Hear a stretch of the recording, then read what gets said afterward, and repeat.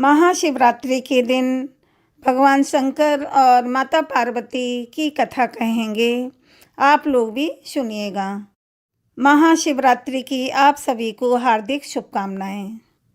माता सती के अग्नि कुंड में आत्मदाह करने के बाद भगवान शिव बहुत विचलित हो गए थे और गहरी तपस्या में लीन हो गए थे, जिसके चलते सृष्टि में असंतुलन होने लगा।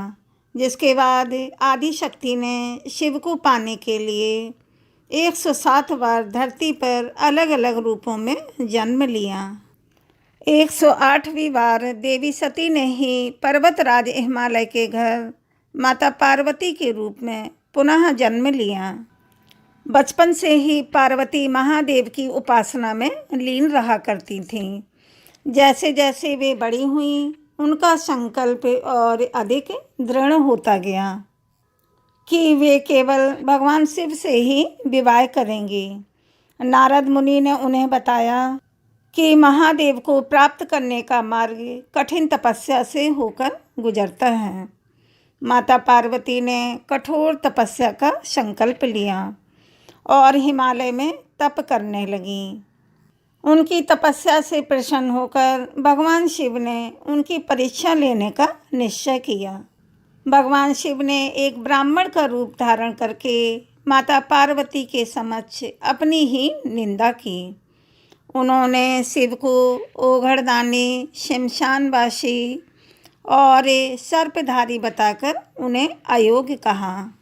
यह सुनकर माता पार्वती ने स्पष्ट कर दिया कि उनका प्रेम शिव के बाहरी स्वरूप से नहीं, बल्कि उनके आत्म तत्व से है।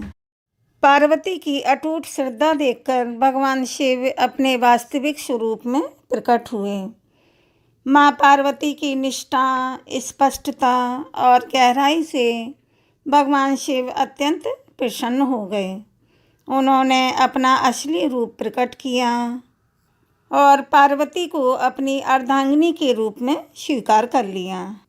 माता पार्वती के पिता हिमालय ने श्रेष्ठ मुनियों को आदरपूर्वक बुला लिया और उनसे शुभ दिन, शुभ नक्षत्र और शुभ घड़ी शोधकर वेद की विधि के अनुसार शीघ्र ही लग्न निश्चय कराकर लिखवा दिया। फिर हिमालय ने वह लग्न पत्रिका सप्तऋषियों को दे दी। उन्होंने जाकर वह लग्न पत्रिका ब्रह्मा जी को दी। ब्रह्मा जी ने लग्न पढ़कर सबको सुनाया। यह सुनकर सब मुनि और देवता हर्षित हो गए।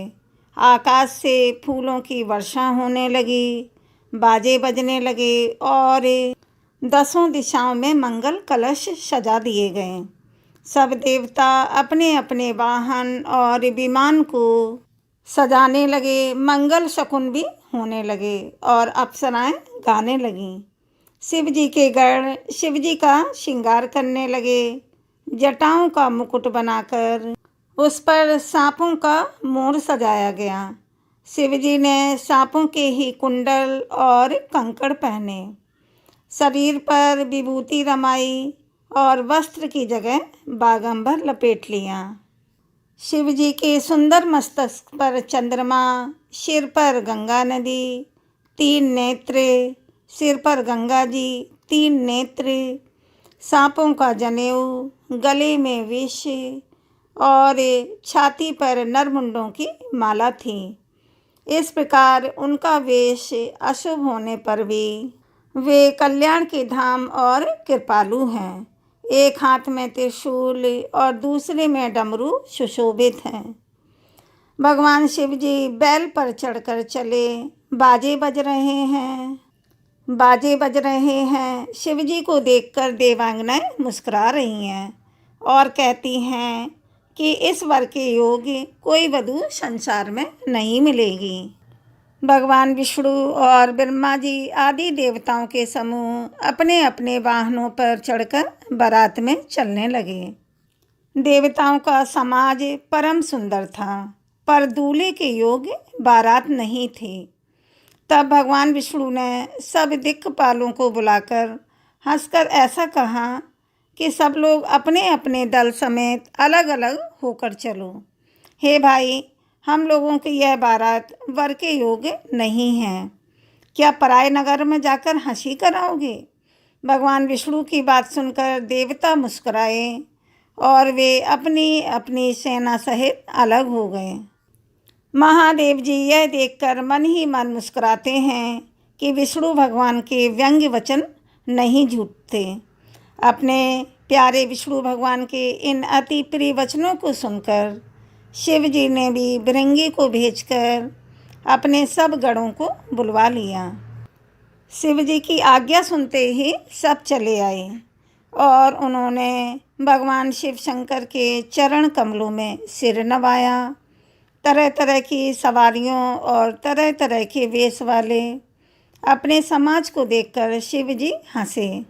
कोई बिना मुख का है, किसी के बहुत सारे मुख हैं, कोई बिना हाथ पैर का है, तो कोई किसी के हाथ या पैर ही नहीं है और किसी के कई सारे हाथ और पैर हैं। किसी के बहुत आँखें हैं तो किसी के एक भी आँख नहीं है। कोई बहुत मोटा ताजा है तो कोई बहुत ही दुबला पतला है। कोई बहुत दुबला, कोई बहुत मोटा, कोई पवित्र और कोई अपवित्र वेश धारण किए हुए हैं।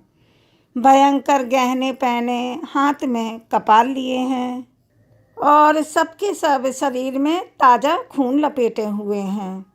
गधे, कुत्ते, सूअर और शियार के से उनके मुख हैं। इसी प्रकार बहुत प्रकार के प्रेत, पिशाच और योगिनियों की जमातें हैं। भूत प्रेत नाचते हैं और गाते हैं।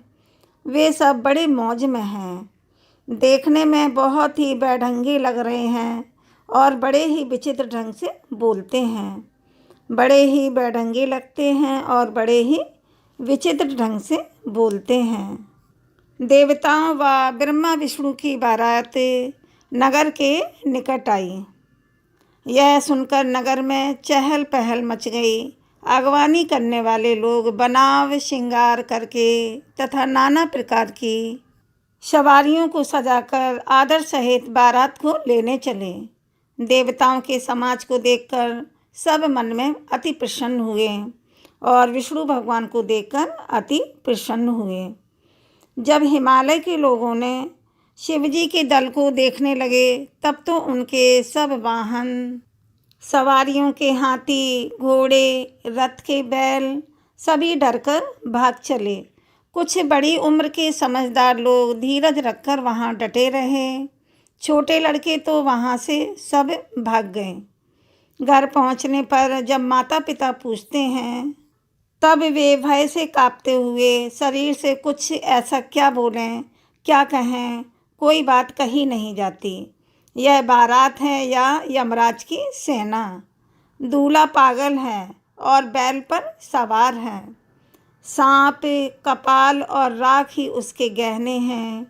दूल्हे के शरीर पर राख लगी है और सांप कपाल के गहने हैं।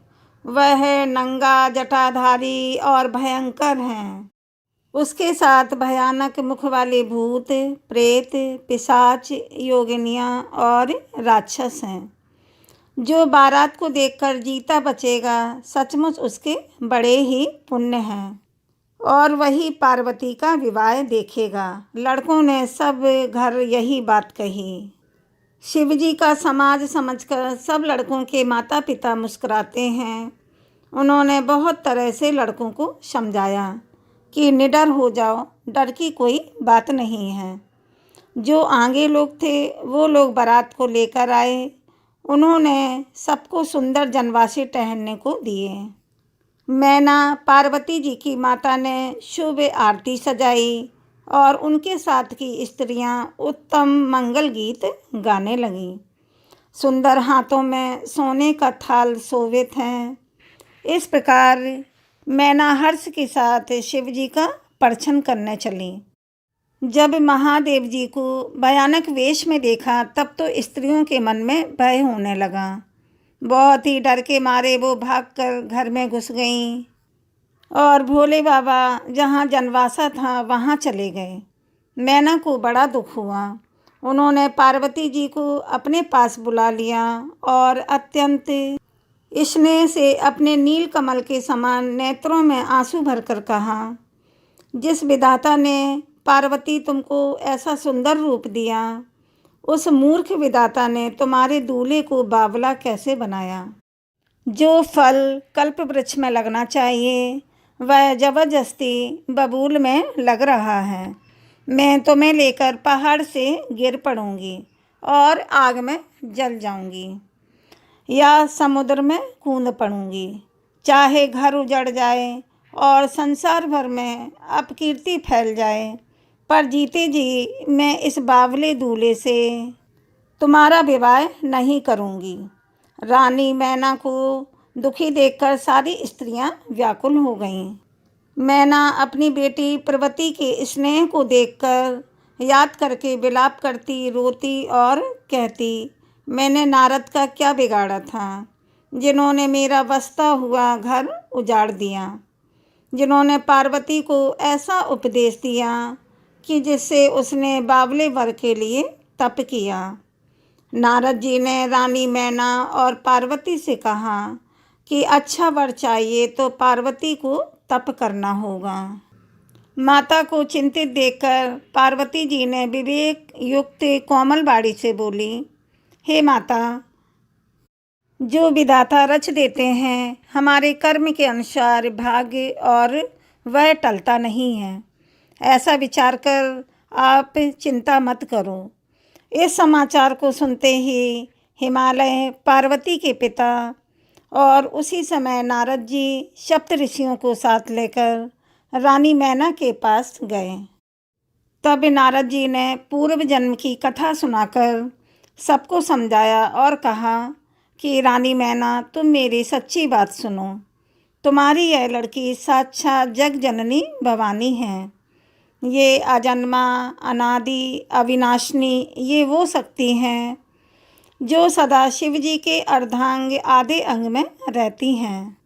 फिर नारद जी ने कहा, ये जगत की उत्पत्ति, पालनहार और संहार करने वाली हैं और अपनी इच्छा से ही लीला शरीर धारण करती हैं। एक बार इन्होंने शिव जी के साथ आते हुए राह में रघुकुल रूपी कमल के सूर्य श्री रामचंद्र जी को देखा। तब इन्हें मोह हो गया और इन्होंने शिव जी का कहना न मानकर ब्रह्मवश सीता जी का वेश धारण कर लिया। सती जी ने जो सीता का वेश धारण किया, उसी अपराध के कारण शंकर जी ने उनको त्याग दिया। फिर शिव जी के वियोग में ये अपने पिता के यज्ञ में जाकर अपनी इच्छा से वहीं योगाग्नि में भस्म हो गईं। अब इन्होंने तुम्हारे घर जन्म लेकर अपने पति के लिए कठिन तप किया है। ऐसा जानकर संदेह छोड़ दो और पार्वती जी तो सदा ही शिव जी की पत्नी हैं। तब नारद जी के वचन सुनकर सबका संदेह मिट गया और क्षण भर में यह समाचार सारे नगर में घर घर फैल गया। तब मैना और हिमालय आनंद में मगन हो गए और उन्होंने बार बार पार्वती के चरणों की वंदना की। स्त्री, पुरुष, बालक, युवा और वृद्ध नगर के सभी लोग बहुत प्रसन्न हुए। नगर में मंगल गीत गाए जाने लगे और सबने भांति भांति के सुवर्ण के कलश सजाए। पाक शास्त्र में जैसी रीति है उसके अनुसार अनेक भांति की रसोई बनी। भोजन करने वालों की बहुत सी पंक्तियाँ बैठीं। रसोइये खाना परोसने लगे।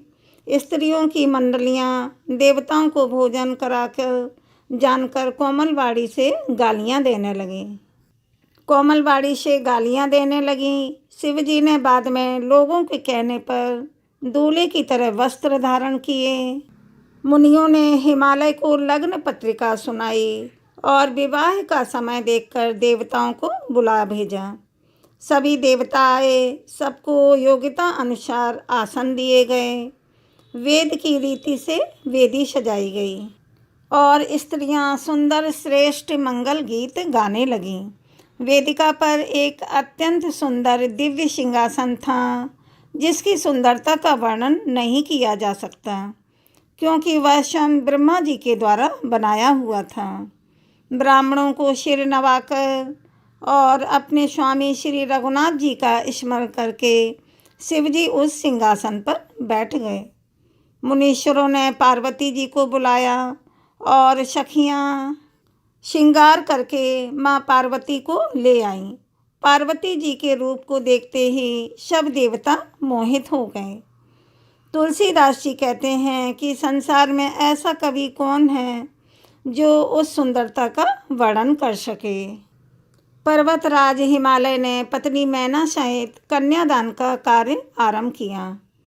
उस समय वस्त्र आभूषण से विभूषित मैना सोने का कलश लिए पति हिमालय के दाहिने भाग में बैठी। तत्पश्चात पुरोहित सहित हर्ष से भरे हुए वर का पूजन करके वस्त्र, चंदन और आभूषणों द्वारा उनका वरण किया। इसके बाद हिमालय ने ब्राह्मणों से कहा कि आप लोग तिथि आदि के कीर्तन पूर्वक कन्यादान के संकल्प वाक्य का प्रयोग बोलें, उसके लिए अवसर आ गया है। वे क्षत्रिय द्विज श्रेष्ठ काल के ज्ञाता थे, अतः तथास्तु कहकर वे सब बड़ी प्रसन्नता के साथ तिथि आदि का कीर्तन करने लगे। तदंतर सुंदर लीला करने वाले परमेश्वर शंभु के द्वारा मन ही मन प्रेरित होकर हिमालय ने प्रसन्नतापूर्वक हंसकर उनसे कहा, शंभु, आप अपने गोत्र का परिचय दें। पिरवर, कुल, नाम, वेद और शाखा का प्रतिपादन करें। अब अधिक समय ना बिताएं। हिमालय की यह बात सुनकर भगवान शंकर सुमुख होकर भी विमुख हो गए, अशोचनीय होकर भी तत्काल शोचनीय अवस्था में पड़ गए।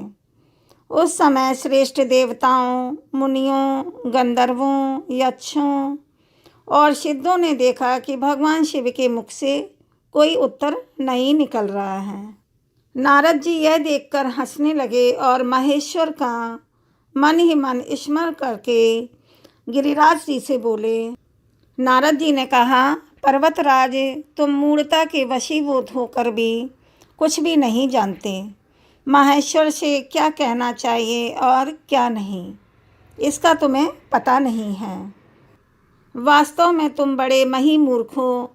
तुमने इस समय साक्षात हर्ष से उनका गोत्र पूछा है और उसे बताने के लिए उन्हें प्रेरित किया है। तुम्हारी यह बात अत्यंत उपहासजनक है पर्वतराज। इनके गोत्र, कुल और नाम को तो भगवान विष्णु और ब्रह्मा जी आदि भी नहीं जानते, फिर दूसरों की क्या चर्चा है।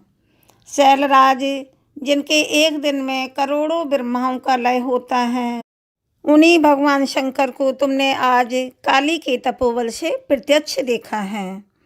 उनका कोई रूप नहीं है। ये प्रकृति से परे निर्गुण परब्रह्मा परमात्मा है, निराकार, निर्विकार और मायाधीश हैं। साथ ही अपने भक्तों के प्रति बड़े दयालु हैं।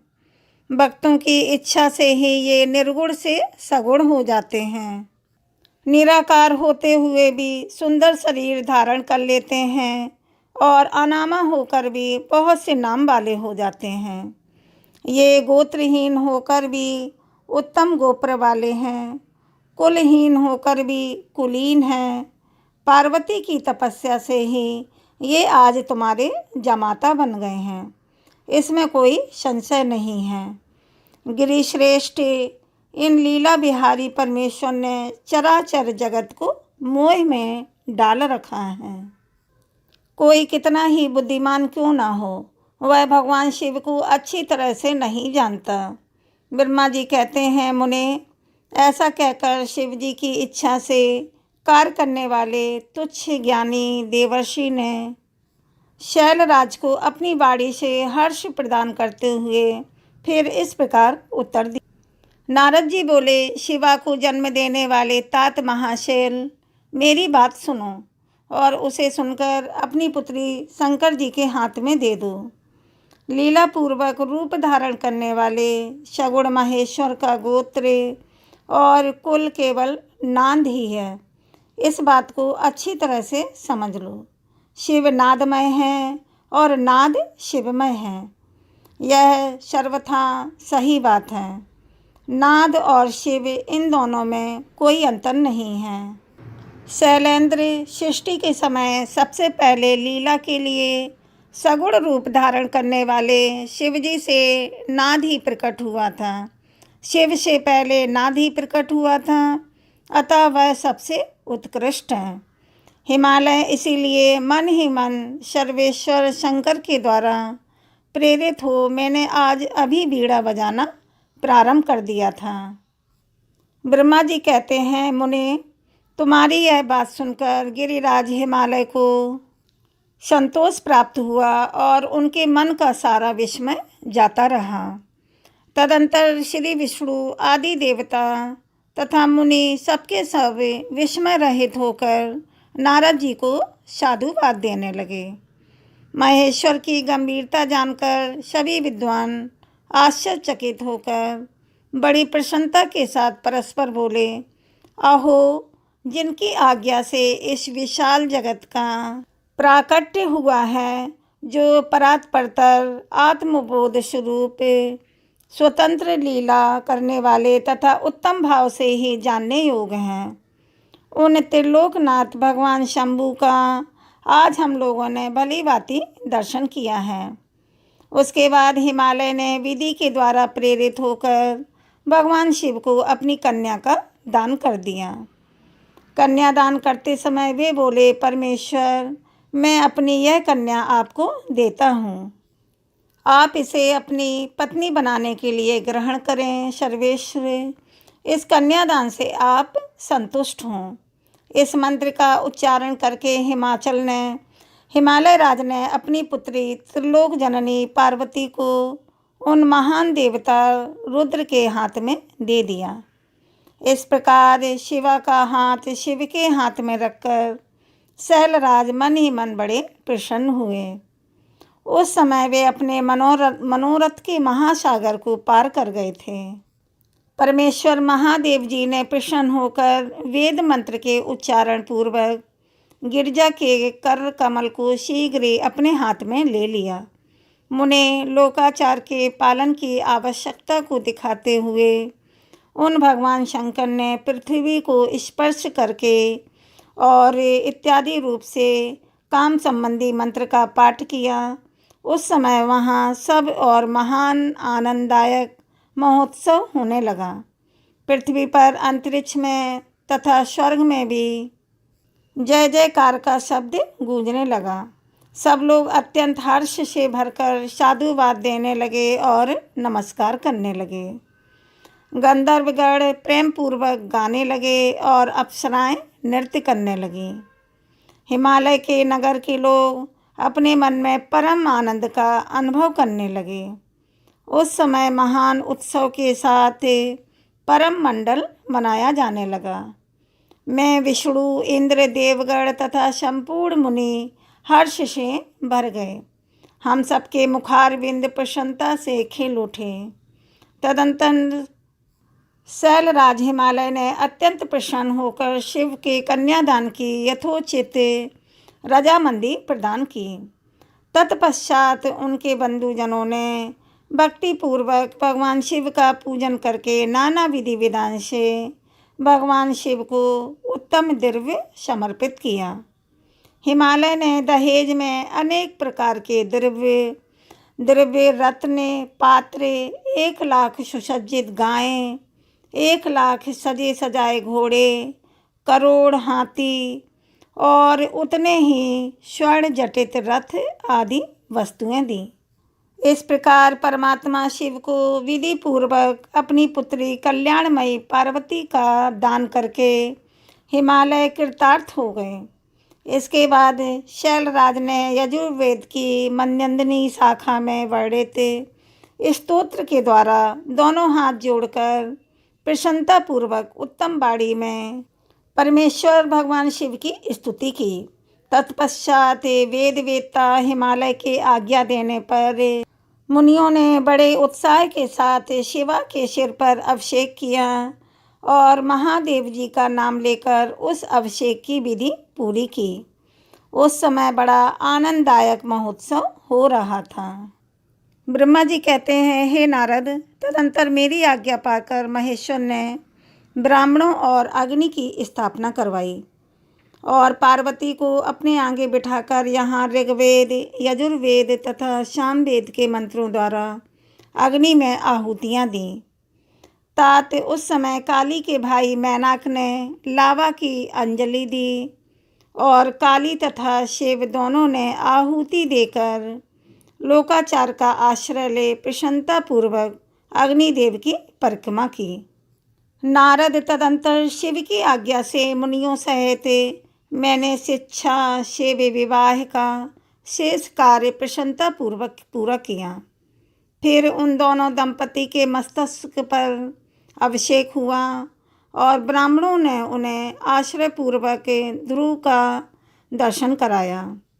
तत्पश्चात हृदयालंबन का कार्य हुआ। फिर बड़े उत्साह के साथ स्वस्ति वाचन किया गया।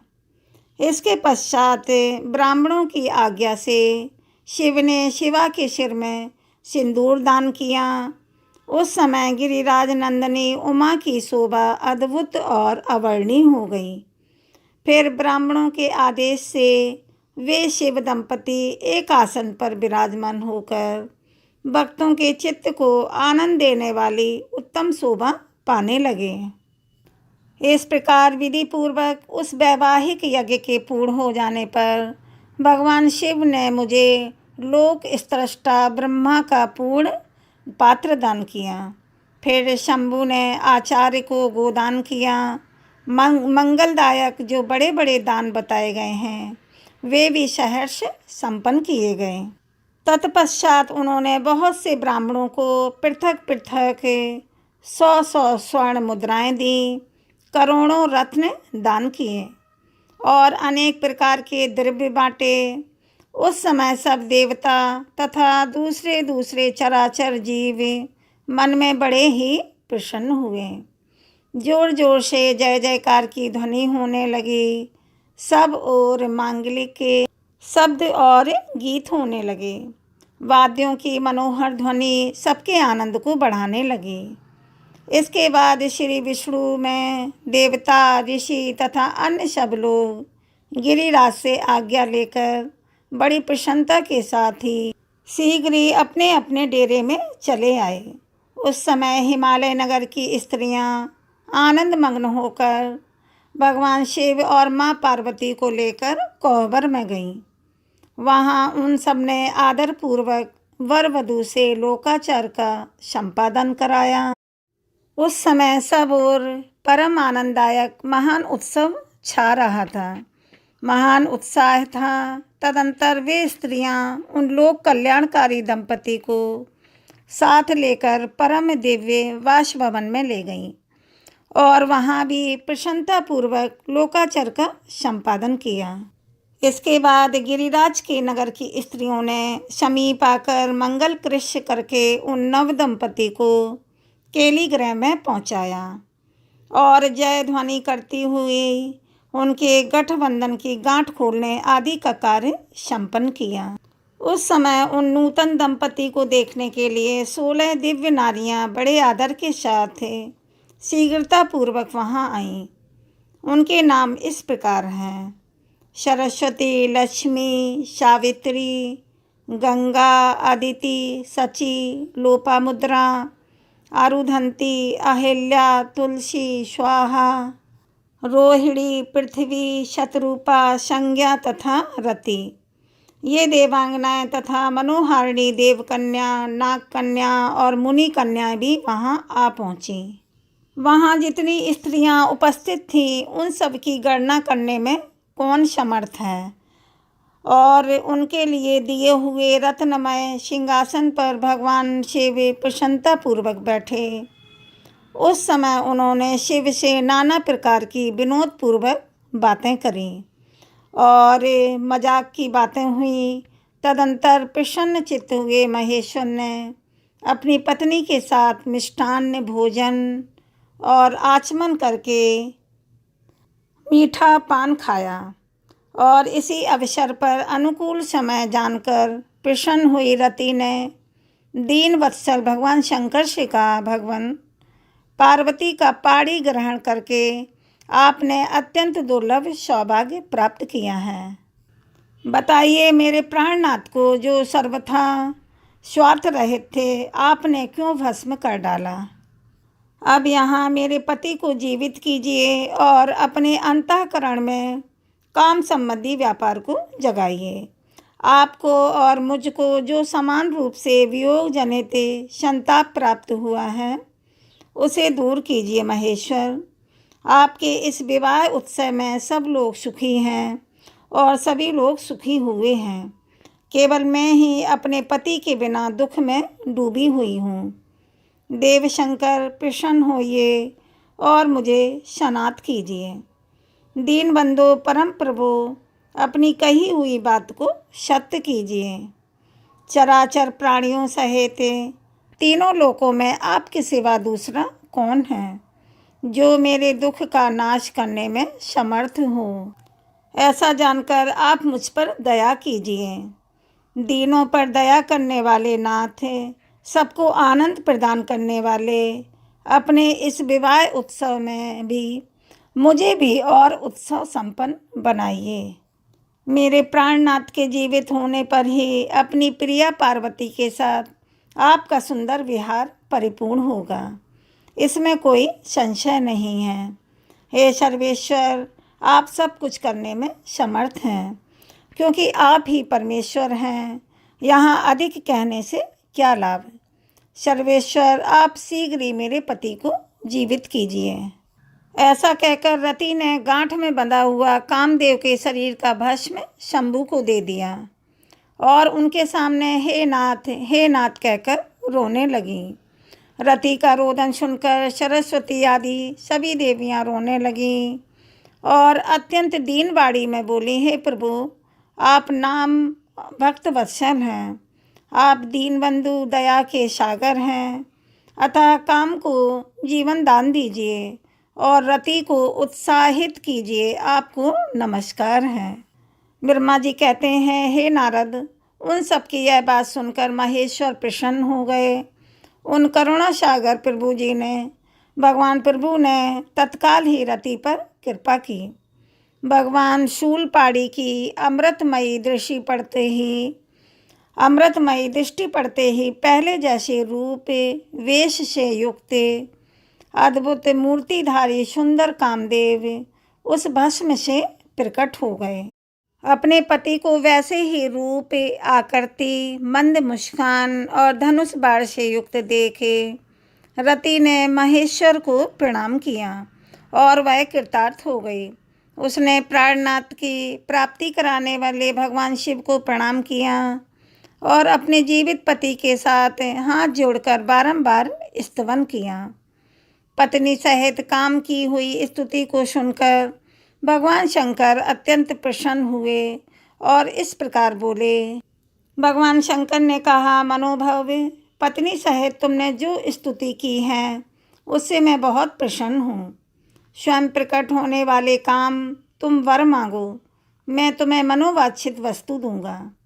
शंभू का यह वचन सुनकर कामदेव महान आनंद में मग्न हो गए।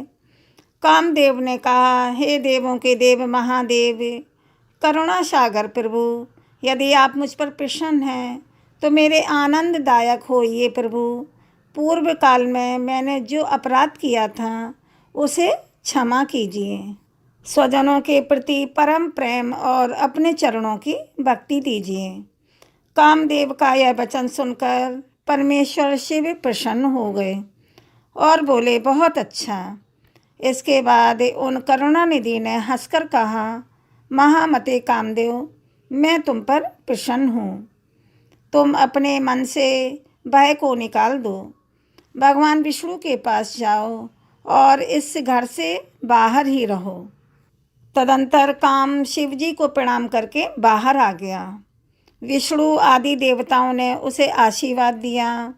इसके बाद भगवान शंकर ने उस वाम भवन में माँ पार्वती को बाएं हाथ बिठाकर बाएं साइड बिठाकर मिष्ठान भोजन कराया और माँ पार्वती ने भी प्रसन्नतापूर्वक भोले बाबा का मुंह मीठा कराया। तदंतर वहाँ लोकाचार का पालन करते हुए आवश्यक कृत्य करके मैना और हिमालय की आज्ञा लेकर भगवान शिव जनवासे में चले गए। मुने उस समय महान उत्सव हुआ और वेद मंत्रों की ध्वनि होने लगी। चारों प्रकार के बाजे बजने लगे और जनवासे में अपने स्थान पर पहुंचकर शिव ने मुनियों को प्रणाम किया। श्री हरि को और मुझे भी मस्तक झुकाया।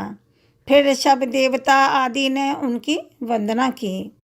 उस समय वहाँ जय जयकार, नमस्कार तथा शुभदायिनी वेद ध्वनि भी होने लगी। इसके बाद मैंने भगवान विष्णु ने तथा इंद्र ने, ऋषि और सिद्ध आदि ने भी भगवान शंकर जी की स्तुति की। भगवान शंकर और माँ पार्वती की विवाह की कथा संपन्न हुई। बोलो भोले बाबा माता पार्वती मैया की जय। कमेंट में हर हर महादेव लिखें और वीडियो को लाइक शेयर सब्सक्राइब करें। हर हर महादेव।